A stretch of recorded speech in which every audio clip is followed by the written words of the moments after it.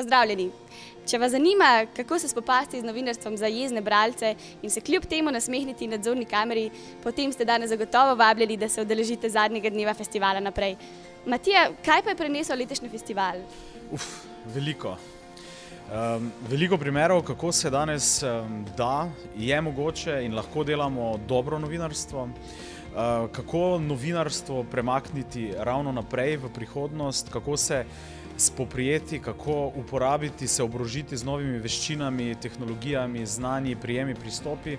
In pa prinesel je navdihujoč nastop Nicka Davisa, zvezde letošnjega festivala Naprej Forward, ki je v bistvu povedal, da je dobro novinarstvo, novinarstvo, za katerega je potreben čas, za katerega je potrebna domišljija in za katerega je potreben predvsem tudi premislek, kaj želimo povedati bralcem, kdo so naši bralci in da vedno ostanemo na njihovi strani.